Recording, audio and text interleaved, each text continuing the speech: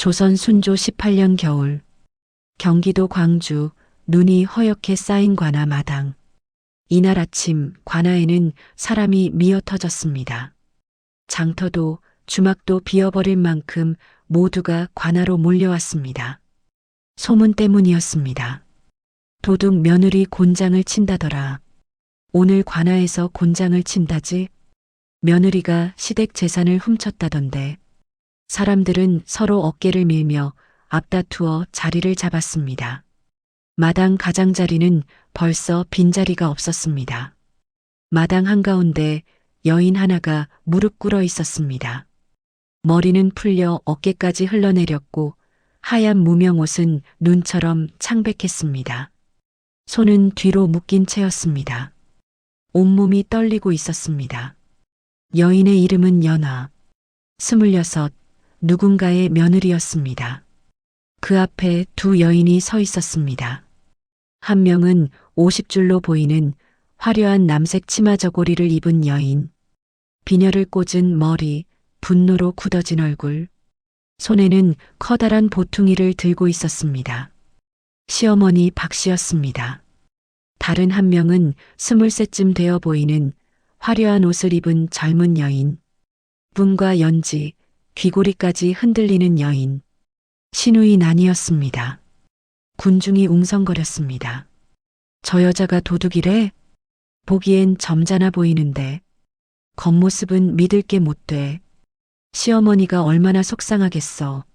손가락질이 쏟아졌습니다. 비난이 쏟아졌습니다. 모두가 연화를 향했습니다. 연화는 고개를 들지 못했습니다. 입술만 꽉 깨물고 있었습니다. 사또가 아직 곤장을 명한 적은 없었습니다. 하지만 소문은 이미 판결처럼 퍼져 있었습니다. 구독과 좋아요 눌러주시면 이야기가 계속됩니다. 마당 가장자리 어느 노파가 중얼거렸습니다. 불쌍한 것, 저렇게 망신을 당하다니. 옆 사람이 고개를 저었습니다. 도둑질을 했으니 당연하지. 하지만 그때는 아무도 몰랐습니다.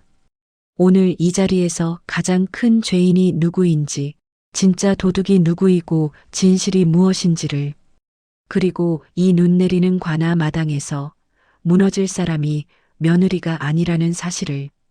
관아 문이 천천히 열렸습니다. 사또가 나왔습니다. 60줄의 노인, 회색 관복을 입고 위엄 있는 걸음으로 걸어 나왔습니다. 좌우로 서기들이 늘어섰습니다. 새 사또였습니다. 한 달 전 한양에서 내려온 청렴하고 공정하다는 소문이 자자한 사람이었습니다. 사또가 높은 자리에 앉았습니다. 손을 들어 마당의 군중들을 조용히 시켰습니다. 웅성거림이 멈췄습니다. 관아 마당에 긴장이 흘렀습니다. 사또가 입을 열었습니다. 고발인이 누구냐?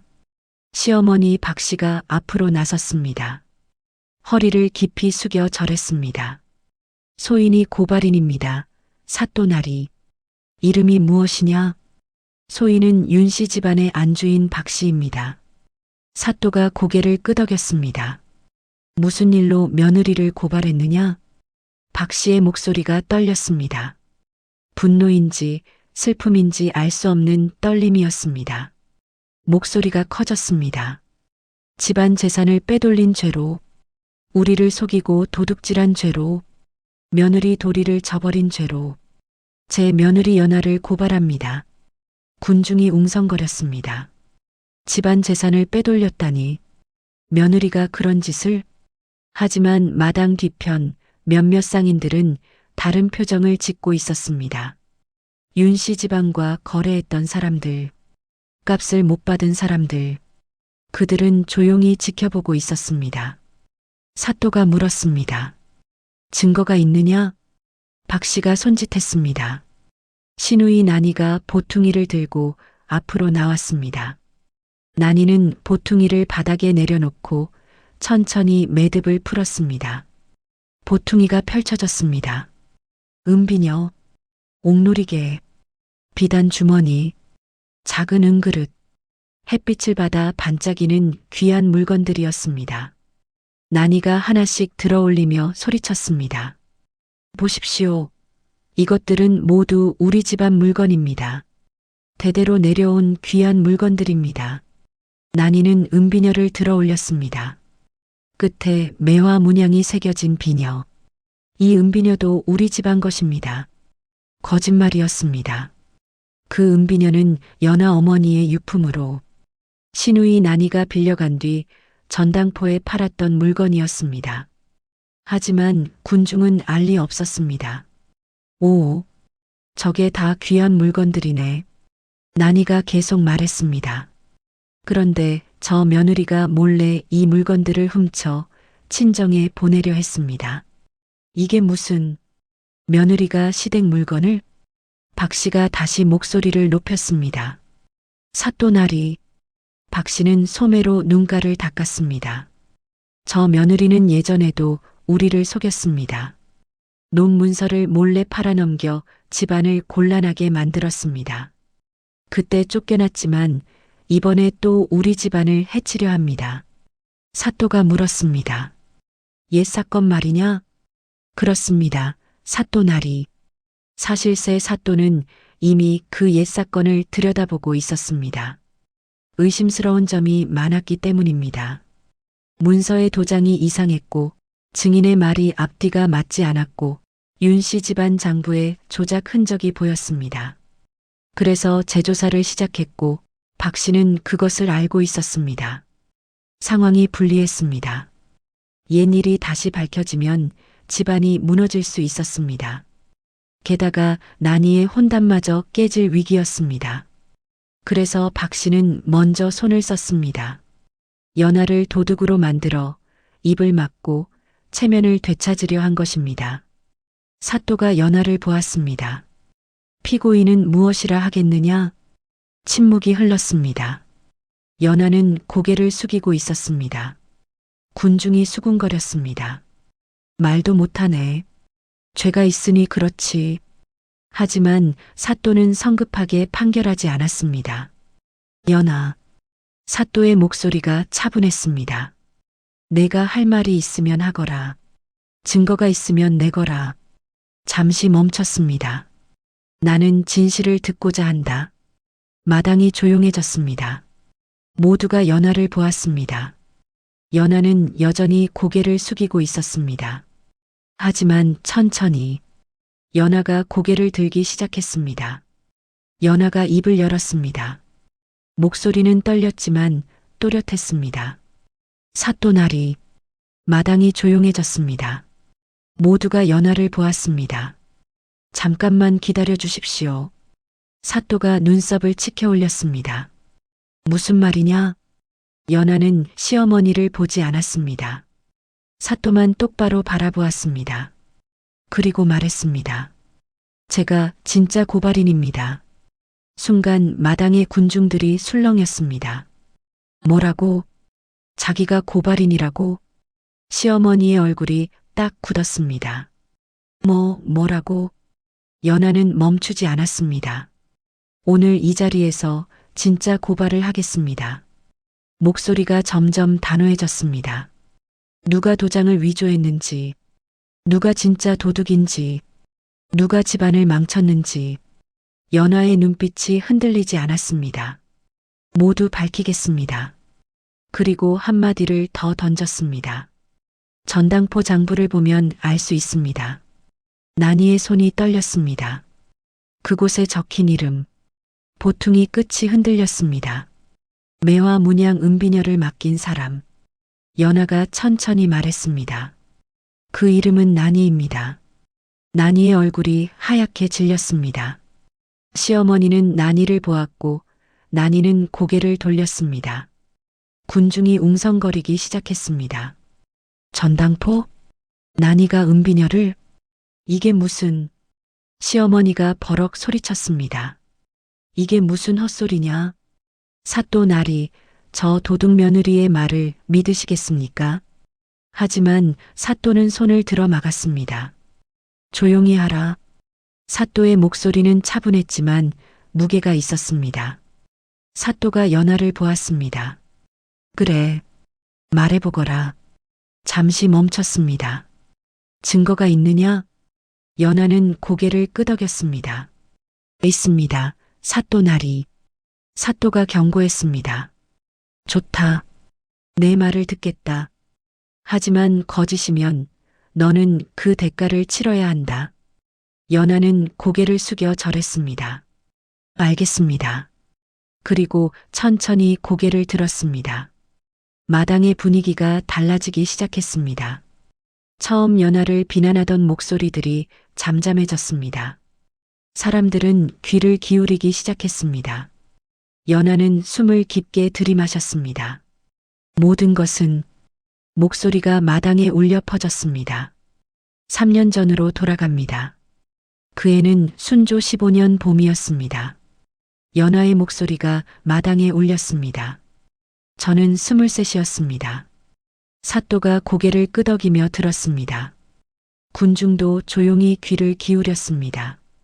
저희 집안은 몰락한 양반가였습니다. 할아버지께서는 사헌부 지평이라는 관직을 지내셨습니다. 하지만 아버지 대에 이르러 당쟁에 휘말려 모든 것이 무너졌습니다. 남은 건 양반이라는 이름뿐이었습니다. 아버지는 제가 10살 때 병으로 돌아가셨습니다. 약값이 없어 치료도 못 받고 떠나셨습니다. 군중 사이에서 한숨소리가 들렸습니다. 그 뒤로 저는 어머니와 단둘이 살았습니다. 연하가 계속 말했습니다. 어머니는 밤낮으로 바느질을 하셨습니다. 손가락 끝은 늘 바늘에 찔려 상처투성이었지만 멈추지 않으셨습니다. 연하의 눈가가 붉어졌습니다. 하지만 어머니는 제게 글을 가르치셨습니다. 목소리에 힘이 들어갔습니다. 어머니께서 말씀하셨습니다. 연하야, 글을 아는 건 힘이란다. 누구도 너를 함부로 속일 수 없단다. 장부를 볼 줄 알아야 하고 편지를 쓸 줄 알아야 한다. 연하는 잠시 눈을 감았다가 다시 떴습니다. 그렇게 저는 한글을 배웠고 천자문도 배웠습니다. 그리고 장부 정리까지 익혔습니다. 군중이 웅성거렸습니다. 여자가 장부를? 글을 아는 며느리라니. 연하가 말을 이었습니다. 순조 15년 2월 중매가 들어왔습니다. 같은 고을의 윤씨 가문에서였습니다. 시어머니 박씨가 인상을 찌푸렸지만 아무 말하지 않았습니다. 중매인이 말했습니다. 윤씨 댁은 비단 장사를 하는데 한성까지 거래처가 있다고. 부인께서 양반 집안 며느리, 글 아는 며느리를 찾으신다고. 연하는 천천히 말했습니다. 혼담이 오갔고 조건이 논의되었습니다. 며느리가 집안일, 특히 장부 정리를 도와야 한다는 것이었습니다. 연하가 혼례 전날을 떠올렸습니다. 혼례 전날 밤 어머니께서 제 손을 꼭 잡으셨습니다. 목소리가 떨렸습니다. 연하야, 시집은 참는 곳이란다.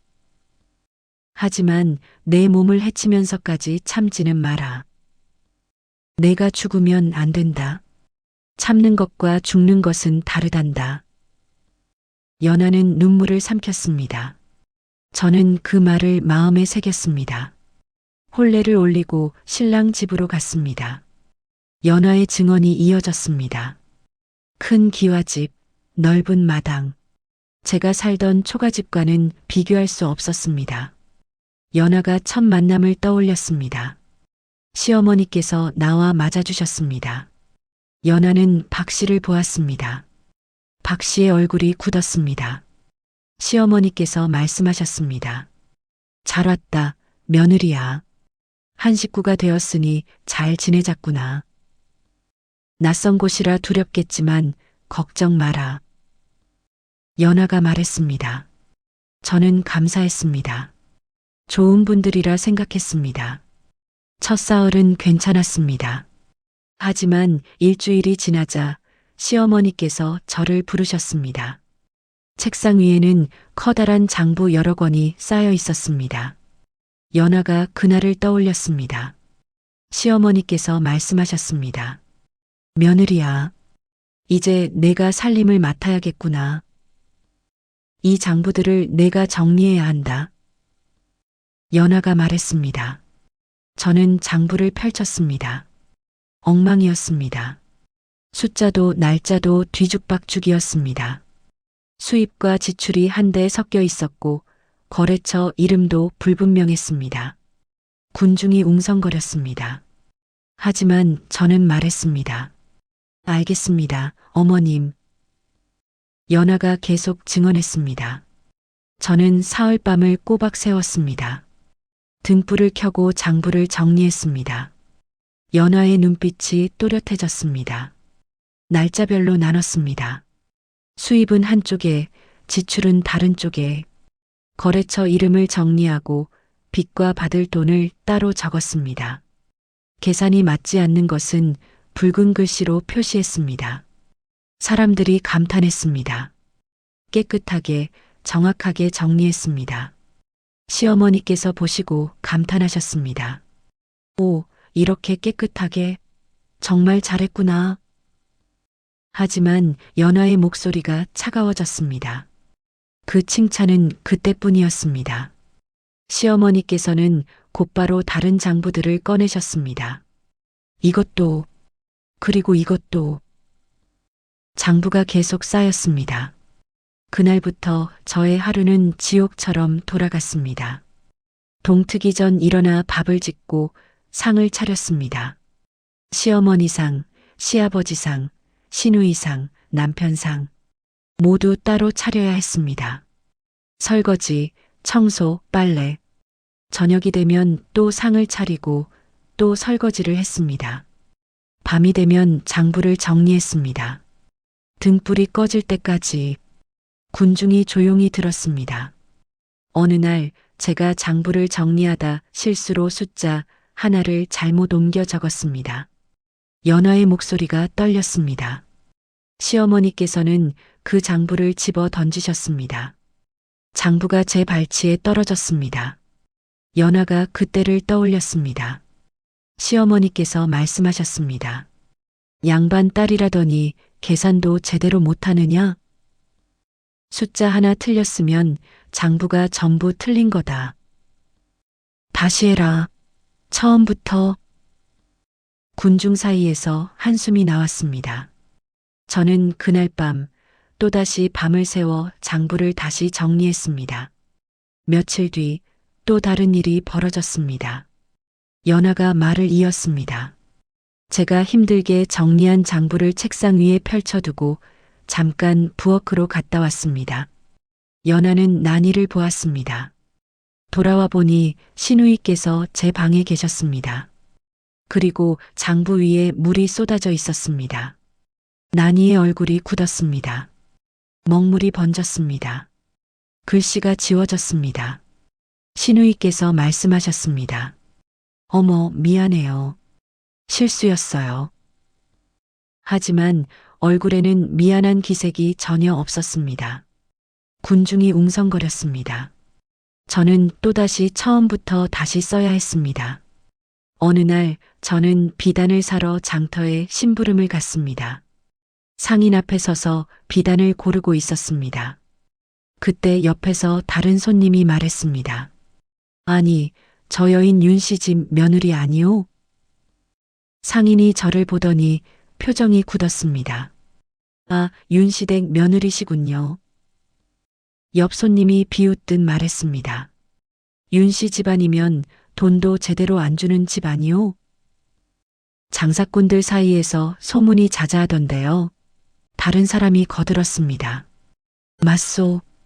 외상값 안 갚기로 유명하지. 나도 그 집하고는 거래 안 해요. 연하의 목소리가 떨렸습니다.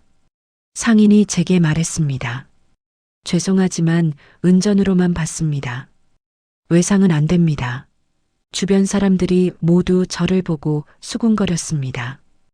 윤씨 집 며느리래. 돈도 안 갚는 집안. 저런 집안에 시집 갔으니 불쌍하네. 연하가 말했습니다. 저는 얼굴이 화끈거렸습니다. 고개를 숙인 채 장터를 빠져나왔습니다. 눈물이 났지만 참았습니다. 석 달이 지나자 저는 장부를 통해 집안의 진짜 모습을 알게 되었습니다. 겉은 큰 기와집, 부유한 비단 장사. 하지만 속은 완전히 달랐습니다. 연하가 증언했습니다. 빚이 많았습니다. 한성의 비단 도매상, 전당포, 개인 사채까지. 거래처도 5년 전 10군데에서 지금은 겨우 3군데로 줄었습니다. 사람들이 놀라 웅성거렸습니다. 장사도 잘 안 되고 있었습니다. 갚아야 할 돈은 산더미처럼 쌓여 있었지만 손에 쥔 돈은 거의 없었습니다. 저는 거래처를 찾아다녔습니다. 상인들에게 사과하고 약속했습니다. 앞으로는 제가 장부를 관리하겠습니다. 매달 조금씩이라도 빚을 갚겠습니다. 연하의 목소리에 힘이 들어갔습니다. 6개월이 지나자 집안 형편이 나아졌습니다. 빚이 줄고 장사가 살아났습니다. 시어머니께서는 기뻐하셨습니다. 역시 똑똑한 며느리를 들이길 잘했구나. 하지만 제게 돌아오는 건 없었습니다. 오히려 일만 더 많아졌습니다. 그해 가을이었습니다. 연하의 목소리가 더 낮아졌습니다. 시어머니께서 저를 부르셨습니다. 책상 위에 문서 한 장이 펼쳐져 있었습니다. 연하가 그날을 떠올렸습니다. 시어머니께서 말씀하셨습니다. 며느리야, 이 문서에 도장을 찍어라. 내 이름으로 되어 있는 논을 팔아 빚을 갚으려 한다. 연하의 목소리가 떨렸습니다. 저는 제 이름으로 된 논이 있다는 말을 들은 적이 없어서 불길한 느낌이 들었습니다. 어머님, 그 논을 제가 한번 봐도 되겠습니까? 연하가 말했습니다. 시어머니의 얼굴이 굳었습니다. 며느리가 시어머니 말을 의심하느냐? 그냥 도장이나 찍어라. 연하는 사또를 보았습니다. 저는 하는 수 없이 떨리는 손으로 도장을 찍었습니다. 마당이 조용해졌습니다. 연하가 마지막 한마디를 던졌습니다. 그때 저는 몰랐습니다. 그 도장 하나로 제가 어떤 덫에 걸렸는지. 일주일이 지나면서부터 제 하루는 끝이 없었습니다. 동트기 전 부엌일, 해질 무렵 사랑채일, 그리고 밤마다 장부를 정리하는 일이 계속됐습니다. 그렇게 계절이 한 번 바뀌고 또 한 번 바뀌었습니다. 그리고 1년이 지났을 무렵이었습니다. 연하의 증언이 이어졌습니다. 시누이께서 저를 부르셨습니다. 난이의 얼굴이 굳었습니다. 비녀 좀 빌려줘요. 연하가 그날을 떠올렸습니다. 무슨 비녀요? 은비녀요. 친구 만나러 가는데. 그 은비녀는 어머니 유품이었습니다. 혼인 때 가져온 유일한 귀한 물건이었습니다. 군중이 조용히 들었습니다. 저는 망설였습니다. 하지만 안 빌려주면 시누이께서 화를 내실까 두려웠습니다. 저는 어쩔 수 없이 빌려드렸습니다. 하지만 며칠이 지나도 돌려주지 않으셨습니다. 그래서 돌려달라고 했습니다. 연하의 목소리가 떨렸습니다. 시누이께서 대답하셨습니다. 잃어버렸어요. 군중 사이에서 한숨이 나왔습니다. 저는 가슴이 무너지는 것 같았습니다. 그건 어머니 유품이에요. 연하가 말했습니다. 하지만 시누이께서는 이렇게 말씀하셨습니다. 물건 하나 가지고 유난 떨어요? 난이는 고개를 돌렸습니다. 한 달 뒤 저는 장터 전당포에서 그 은비녀를 발견했습니다. 매와 문양이 새겨진 바로 그 비녀였습니다. 군중들이 웅성거렸습니다. 전당포 주인에게 물었습니다. 저 비녀 누가 맡긴 겁니까? 주인이 대답했습니다. 윤시댁 따님이 맡기셨소. 난이의 손이 떨렸습니다. 시누이께서는 잃어버린 게 아니었습니다. 전당포에 팔아 돈으로 바꾼 것이었습니다. 군중이 분노했습니다. 도둑이잖아. 시누이가 도둑이었어. 연하가 말을 이었습니다. 저는 품팔이로 모은 돈을 모두 주고 비녀를 찾았습니다. 그날 밤 저는 신우이 방 밖을 지나다 흘러나오는 목소리를 들었습니다. 연하가 증언했습니다. 신우이와 시어머니께서 이야기하고 계셨습니다. 어머니, 또 돈이 필요해요. 시어머니께서 한숨을 쉬셨습니다. 혼담 준비에 얼마나 더 들어가겠느냐? 비단도 샀고 장신구도 샀고 신우이가 말했습니다. 좋은 집안에 시집 가려면 제대로 꾸며야죠. 연하 물건 몇 개 더 팔면 되잖아요. 어차피 우리 집안 거예요. 마당이 조용해졌습니다. 시어머니께서 잠시 침묵하시다 말씀하셨습니다. 알았다. 하지만 조심해라. 들키지 말고. 연하의 목소리가 떨렸습니다.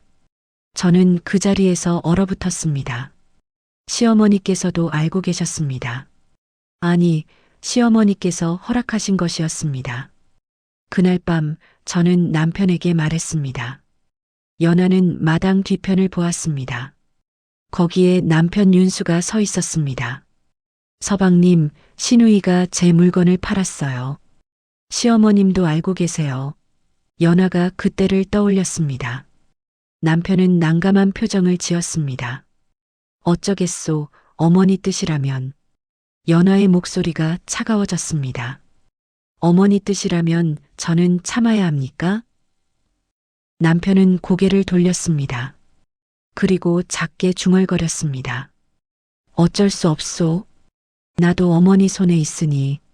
군중이 웅성거렸습니다. 저는 나중에 알게 되었습니다. 남편도 장부에 서명했다는 것을. 시어머니께서 조작한 매매 글월에 남편도 도장을 찍었다는 것을. 남편도 이미 연루되어 있었습니다. 그래서 남편은 침묵할 수밖에 없었습니다. 진실을 말하면 자신도 무너지니까. 도장을 찍은 지 한 달 뒤였습니다. 연하의 목소리가 떨렸습니다. 관아에서 사람이 왔습니다. 토지 사기 사건으로 고발되었습니다. 군중이 놀라 웅성거렸습니다. 저는 믿을 수 없었습니다. 토지 사기? 저를요? 관아에 도착했습니다. 고발인은 시어머니였습니다. 박 씨는 아무 말하지 않았습니다. 시어머니께서 전임 사또께 말씀하셨습니다. 사또나리, 저 며느리가 우리 집안 논을 몰래 팔았습니다.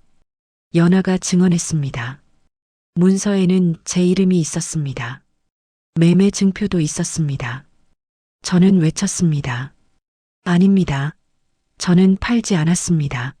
시어머니께서 말씀하셨습니다. 거짓말, 증인도 있다. 증인이 나와서 말했습니다. 연하 씨가 직접 제게 와서 논을 팔았습니다. 저는 남편을 찾았습니다. 윤수가 고개를 숙였습니다. 서방님, 진실을 말해 주십시오. 연하의 목소리가 떨렸습니다. 남편은 저를 보았습니다. 잠시 침묵이 흘렀습니다. 하지만 남편은 고개를 돌렸습니다. 침묵했습니다. 군중 사이에서 분노의 목소리가 터졌습니다. 비겁한 놈. 남편이 침묵하다니. 연하가 마지막으로 말했습니다. 그 침묵이 저에게는 칼보다 더 아팠습니다. 전임 사또께서 판결하셨습니다. 연하는 사기죄로 유죄다. 은자 100냥을 배상하라. 못 갚으면 곤장 30대에 처한다. 저는 돈이 없었습니다. 한 푼도 없었습니다. 모든 돈은 시어머니께서 관리하셨으니까. 군중이 분노했습니다. 사흘 뒤 연하의 목소리가 떨렸습니다. 저는 곤장 30대를 맞았습니다. 마당이 조용해졌습니다. 그리고 집에서 쫓겨났습니다. 시어머니께서 대문 앞에서 말씀하셨습니다. 다시는 돌아오지 마라. 내 얼굴 보기도 싫다. 그 말은 분노가 아니었습니다. 쫓아내는 말도 아니었습니다. 박 씨에게 연하는 이미 며느리가 아니었습니다. 난이의 혼담이 코앞이었고 예단으로 보낼 비단과 장신구 값은 턱없이 모자랐습니다. 집안의 빚은 더 이상 숨길 수 없는 지경이었습니다. 그런데 이 며느리는 장부를 읽었고 숫자를 바로잡았고 집안의 치부를 하나씩 들춰내기 시작했습니다. 박 씨는 알았습니다. 이 며느리가 입을 여는 날 난이의 혼담은 깨지고 자신의 체면은 땅에 떨어지고 윤 씨 집안은 끝이라는 것을, 그래서 내쫓은 것이 아니라 버린 것이었습니다. 말을 하지 못하도록, 다시는 돌아올 수 없도록. 그날 대문이 닫히는 소리는 연하 하나를 쫓아내는 소리가 아니라 박 씨가 스스로 쌓아온 죄를 안쪽에 가두는 소리였습니다. 신우이는 옆에서 비웃었습니다. 남편은 뒤돌아 서 있었습니다. 얼굴도 보이지 않았습니다. 저는 대문을 나섰습니다. 입고 있던 옷 한 벌, 신발 한 켤레. 그것이 전부였습니다. 마당은 군중들의 숨소리조차 들리지 않았습니다. 저는 친정으로 갔습니다. 어머니를 보고 싶었습니다. 어머니 품에 안기고 싶었습니다. 하루 종일 걸었습니다. 등은 아팠습니다. 피가 옷에 배었습니다. 하지만 멈추지 않았습니다. 군중이 조용히 들었습니다. 친정에 도착했습니다. 연하의 목소리가 떨렸습니다. 집은 비어 있었습니다. 이웃이 말해주었습니다. 어머니께서 1년 전에 돌아가셨습니다. 병으로 혼자 계시다가. 연하는 눈물을 삼켰습니다. 저는 그 자리에 주저앉았습니다. 눈물이 앞을 가렸습니다. 숨이 막혔습니다. 어머니가 떠올랐습니다. 밤마다 등불 아래서 바느질하던 모습, 굳은 손으로도 끝내 바늘을 놓지 않던 모습, 연하의 손을 잡고 글자를 하나하나 짚어주던 모습. 입을 벌렸지만 소리는 나오지 않았습니다. 울음조차 나오지 않았습니다. 어머니도 없었습니다. 돌아갈 곳도 없었습니다. 빈집으로 들어갔습니다. 연하가 말을 이었습니다. 집안은 먼지가 쌓여 있었습니다. 마당엔 풀이 무성했습니다. 조용했습니다. 너무 조용했습니다. 어머니 목소리도 들리지 않았습니다. 저는 그 집에서 혼자 살기 시작했습니다. 품팔이를 했습니다.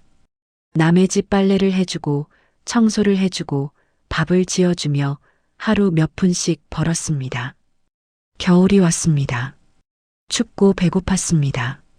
하지만 포기하지 않았습니다. 살아야 했습니다. 어느 날 저는 곤장 맞은 상처가 덧나 쓰러졌습니다. 깨어난 곳은 약방이었습니다. 군중이 귀를 기울였습니다. 마을 약방 주인 할머니께서 구해주셨습니다. 연하의 목소리에 온기가 돌았습니다. 할머니께서 저를 정성껏 돌봐주셨습니다. 상처에 약을 발라주시고 죽을 먹여주시고 이불을 덮어주셨습니다. 일주일이 지나자 저는 일어날 수 있었습니다. 연하가 그때를 떠올렸습니다. 하지만 마음은 완전히 무너져 있었습니다. 저는 할머니께 물었습니다. 할머니, 저는 이제 어찌해야 합니까? 아무도 제 말을 믿지 않습니다. 증거도 없습니다. 연하의 목소리가 떨렸습니다. 할머니께서는 제 손을 꼭 잡으셨습니다. 연하야, 포기하지 마라. 하지만 방법을 바꿔야 한다. 할머니께서 말씀하셨습니다. 내가 직접 나서지 마라. 혼자서는 못 이긴다. 윤 씨 집안에게 억울한 사람들을 찾아라. 그들이 증언하게 해라. 연하는 고개를 끄덕였습니다. 저는 그 말을 마음에 새겼습니다. 저는 윤 씨 집안과 거래했던 사람들을 찾아갔습니다. 먼저 비단값을 못 받은 상인을 찾았습니다. 다음은 일꾼을 찾았습니다. 또 다른 사람들을 찾았습니다. 억울한 사람들이 많았습니다. 저는 그들에게 부탁했습니다. 진실을 밝힐 용기가 있으십니까? 처음에는 모두 두려워했습니다. 하지만 저는 말했습니다. 혼자서는 못 이깁니다. 하지만 함께하면 이길 수 있습니다. 한 사람씩 마음을 열었습니다. 사람들이 장부 조각을 가져왔습니다. 증표를 가져왔습니다. 거래 문서 일부를 가져왔습니다. 저는 밤마다 그것들을 펼쳤습니다. 연하의 목소리가 또렷해졌습니다. 하나씩 맞춰보았습니다. 날짜를 대조했습니다. 숫자를 확인했습니다. 이름을 정리했습니다. 서서히 그림이 드러났습니다. 윤 씨 집안이 얼마나 많은 사람을 속였는지, 얼마나 많은 돈을 빼돌렸는지, 장부를 어떻게 조작했는지 모두 드러났습니다. 전당포 장부도 확보했습니다. 연하가 증언했습니다. 전당포 주인께 사정했습니다. 저를 도와주십시오. 진실을 밝혀야 합니다. 주인께서는 처음엔 망설이셨습니다. 하지만 제 사정을 들어주셨습니다. 저는 장부를 빌려 등불 아래서 하나하나 베껴 적었습니다. 난이라는 이름이 적힌 그 기록을, 매화 문양 은비녀가 적힌 그 기록을, 그것이 증거가 되었습니다. 상인들께 증언서를 부탁했습니다. 연하가 계속 말했습니다. 서명과 도장을 찍어 주십시오. 억울한 일을 적어 주십시오. 사람들이 하나씩 응했습니다. 증언서가 모였습니다. 수십 명의 증언이 모였습니다. 모두 같은 말을 했습니다. 윤 씨 집안이 저를 속였습니다. 외상값을 안 줬습니다. 장부를 조작했습니다. 연하가 마지막으로 말했습니다. 저는 준비했습니다. 1년 동안 조용히 차근차근, 그리고 연하는 사또를 똑바로 보았습니다. 그들이 먼저 저를 도둑으로 몰아 오늘 이관하로 불러냈습니다. 마당이 조용해졌습니다. 모두가 연하를 보았습니다. 증거가 있습니다. 연하의 목소리가 관아 마당에 울렸습니다. 사또 날이 첫 번째 증거를 보여드리겠습니다. 연하는 품에서 종이 한 장을 꺼냈습니다. 천천히 펼쳤습니다. 이것은 전당포 장부 사본입니다. 사또가 받아들었습니다. 제 은비녀를 맡긴 사람의 이름이 적혀 있습니다. 사또가 장부를 펼쳐보았습니다. 눈이 커졌습니다. 윤난이, 이 이름이 적혀 있구나. 마당이 웅성거리기 시작했습니다. 난이? 신우의 이름이 적혀 있다고? 정말로? 난이의 얼굴이 하얗게 질렸습니다. 아, 아니에요. 그건 시어머니 박 씨가 소리쳤습니다. 그 장부가 진짜라는 증거가 어디 있습니까? 마당이 더 시끄러워졌습니다. 사또가 손을 들어 조용히 시켰습니다. 조용히 하라. 연하가 말했습니다. 사또 날이 전당포 주인을 불러주십시오. 직접 확인시켜 드리겠습니다. 사또가 서기에게 명령했습니다.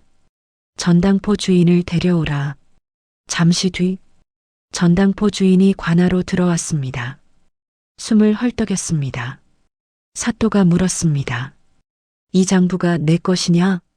예, 사또 날이. 제 장부가 맞습니다. 사또가 마당을 가리켰습니다. 이 은비녀를 맡긴 사람이 누구냐? 저기 선 여인들 중에 있느냐? 전당포 주인이 마당을 둘러보았습니다. 천천히. 그리고 난이를 가리켰습니다. 저분입니다. 손가락이 난이를 향했습니다. 저 젊은 아가씨가 가져오셨습니다. 마당이 폭발했습니다. 저 여인이 도둑이잖아. 며느리가 아니라 시누이가. 세상에. 거짓말쟁이였어. 군중의 목소리가 점점 커졌습니다. 난이가 소리쳤습니다. 아니에요. 저는 그냥. 시어머니가 난이를 노려보았습니다.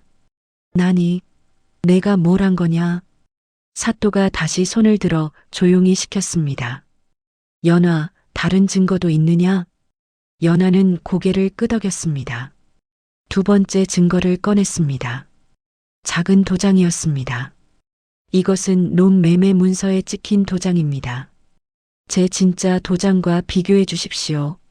사또가 두 도장을 받았습니다. 나란히 놓고 자세히 살펴보았습니다. 서기들도 모여들었습니다. 이것을 보아라. 사또가 한 도장을 들어 올렸습니다. 이 도장은 눌림이 깊고 선명하다. 다른 도장을 들었습니다. 하지만 저 도장은 눌림이 얕고 흐릿하다.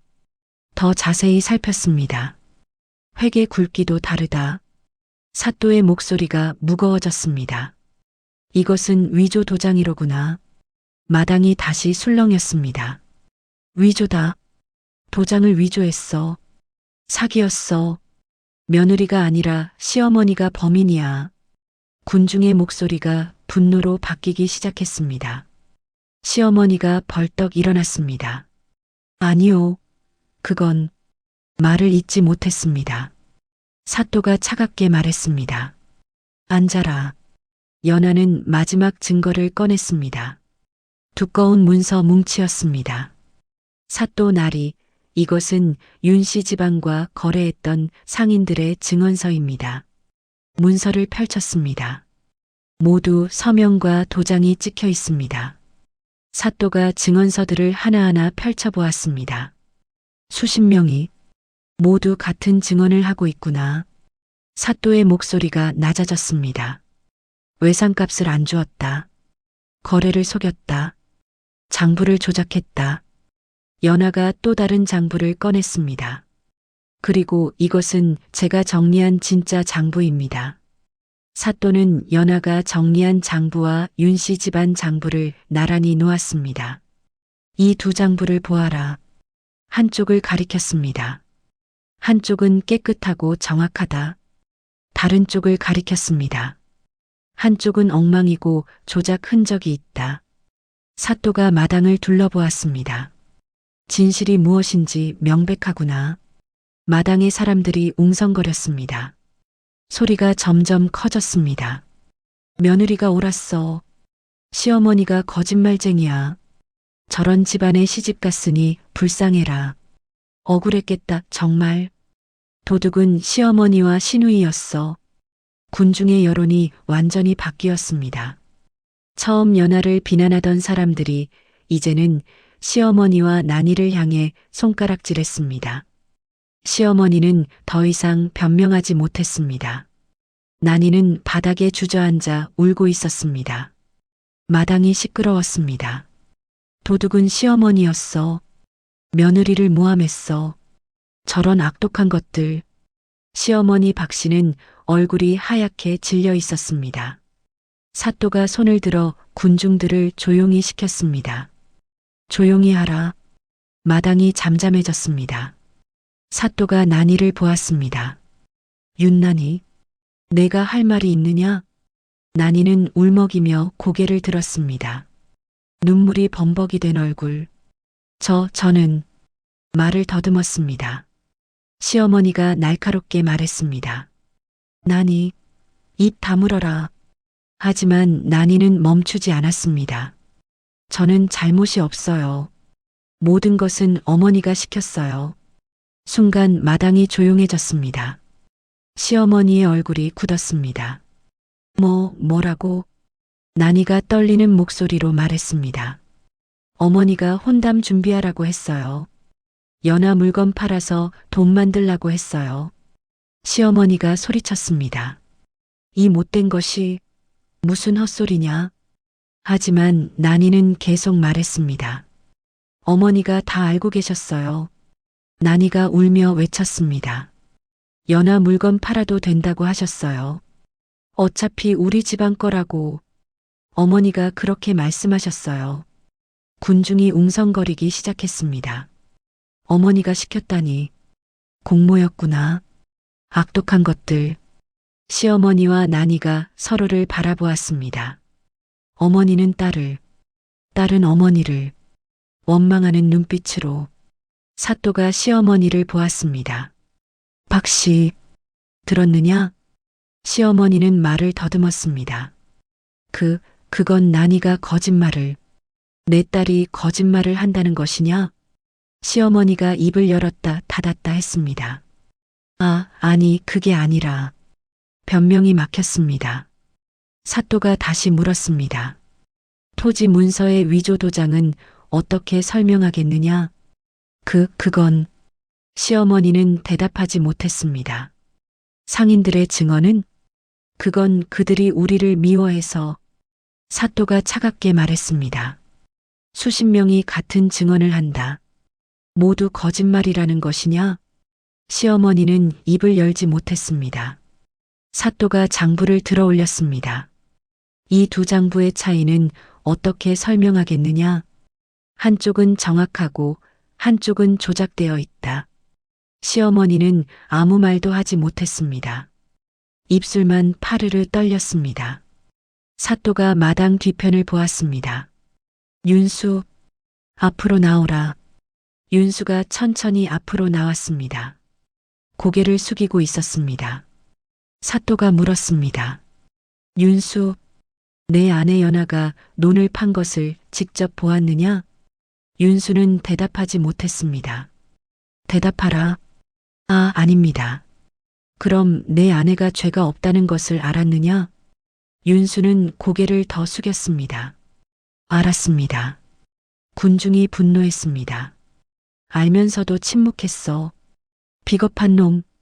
사또가 목소리를 높였습니다. 알면서도 왜 침묵했느냐? 윤수는 떨리는 목소리로 말했습니다. 저도 장부에 도장을 찍었습니다. 어머니께서 시킨 문서에 저도 연루되어 있었습니다. 윤수가 고개를 들지 못했습니다. 말하면 저도 무너질까 두려웠습니다. 사또가 차갑게 말했습니다. 그래서 내 아내를 버렸구나. 윤수는 아무 말도 하지 못했습니다. 군중이 손가락질했습니다. 비겁한 놈. 저런 놈이 남편이라고. 저런 것도 사람이냐? 사또가 마당을 둘러보았습니다. 그리고 천천히 입을 열었습니다. 나는 증거로 판결한다. 마당이 조용해졌습니다. 모두가 사또를 보았습니다. 감정이 아니라 진실로, 소문이 아니라 증거로. 사또가 연하를 보았습니다. 연하는 전당포 장부를 제시했다. 위조 도장을 밝혔다. 상인들의 증언을 모았다. 정확한 장부를 보여주었다. 사또가 시어머니와 난이를 보았습니다. 박 씨와 윤난이는 아무 증거도 내놓지 못했다. 오히려 서로 책임을 떠넘기고 있다. 사또가 윤수를 보았습니다. 윤수는 진실을 알면서도 침묵했다. 사또의 목소리가 관아 마당에 울렸습니다. 진실이 무엇인지 명백하다. 마당이 숨을 죽였습니다. 사또가 손을 들어 서기를 불렀습니다. 판결문을 가져오라. 서기가 판결문을 들고 사또 앞에 섰습니다. 사또가 판결문을 펼쳤습니다. 마당의 모든 사람이 사또를 보았습니다. 연하도 시어머니도 난이도 윤수도. 사또가 천천히 입을 열기 시작했습니다. 판결한다. 사또의 목소리가 관아 마당에 울렸습니다. 연하는 무죄. 연하의 어깨가 떨렸습니다. 모든 혐의가 거짓임이 밝혀졌다. 오히려 집안을 살린 공이 있다. 사또가 시어머니와 난이를 보았습니다. 시어머니 박 씨와 시누이 윤난이는 유죄. 두 사람의 얼굴이 하얗게 질렸습니다. 사또가 판결문을 내려다보며 말했습니다. 시어머니 박 씨는 무고죄와 문서 위조, 절도 공모의 죄가 분명하다. 마당의 군중들이 숨을 죽였습니다. 곤장 30대에 처한다. 군중이 웅성거렸습니다. 그리고 이 고을에서 쫓아내어 다시는 돌아오지 못하게 한다. 박 씨의 다리가 풀렸습니다. 입술이 떨렸습니다. 평생 붙들고 살던 지방과 체면이 그 자리에서 무너졌습니다. 사또는 시선을 돌려 난이를 보았습니다. 윤난이는 절도와 거짓 증언의 죄를 범했다. 곤장 20대를 치고 혼담은 모두 파기한다. 난이가 울부짖었습니다. 그리고 관아의 노비로 들여보내어 속죄할 때까지 몸으로 죗값을 치르게 한다. 난이는 그 자리에 주저앉았습니다. 꾸미고 살던 인생이 그날로 끝났습니다. 마당에서 환호가 터졌습니다. 잘됐다. 정의가 이겼다. 사또가 윤수를 불렀습니다. 윤수. 윤수는 고개를 들지 못했습니다. 그리고 무릎을 꿇었습니다. 사또가 윤수를 노려보았습니다. 윤수의 어깨가 크게 떨렸습니다. 내 어미가 꾸민 문서에 너 역시 도장을 찍었다. 마당이 술렁였습니다. 그 문서가 거짓이라는 것을 알면서도 내 아내의 이름으로 찍었다. 사또의 목소리가 엄해졌습니다. 이는 명백한 문서 위조 공모여 무고방조다. 사또가 판결했습니다. 윤수는 곤장 20대에 처한다. 그리고 윤씨 집안 재산은 모두 몰수한다.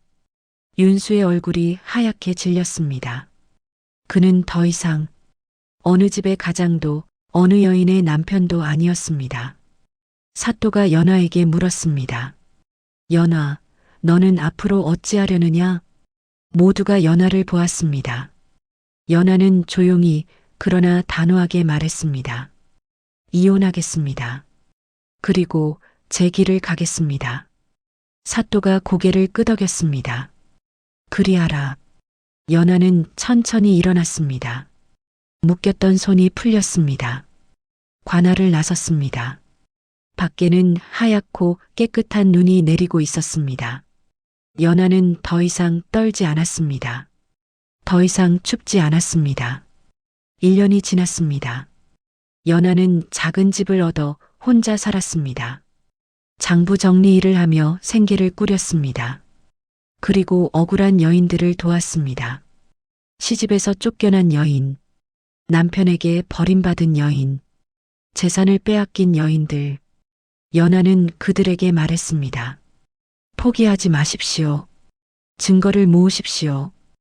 혼자가 아니라 함께 하십시오. 몇몇은 억울함을 풀었습니다. 몇몇은 새 삶을 시작했습니다. 연화는 그것으로 만족했습니다. 어느 날 저녁, 연화는 작은 방에 앉아 등불을 켰습니다. 장부를 펼쳤습니다. 붓을 들었습니다. 숫자를 적어 내려갔습니다. 조용했습니다. 하지만 외롭지 않았습니다. 창밖에는 달이 떠 있었습니다. 눈이 조용히 내렸습니다. 연화는 고개를 들어 잠시 밖을 보았습니다. 그리고 다시 장부로 시선을 돌렸습니다. 붓이 움직였습니다. 천천히, 정확하게. 밤은 깊어갔지만 등불은 꺼지지 않았습니다. 지금까지 긴 이야기를 시청해 주셔서 감사합니다. 다음 이야기도 기대해 주세요. 구독해 두시면 새로운 이야기를 가장 먼저 만나보실 수 있습니다.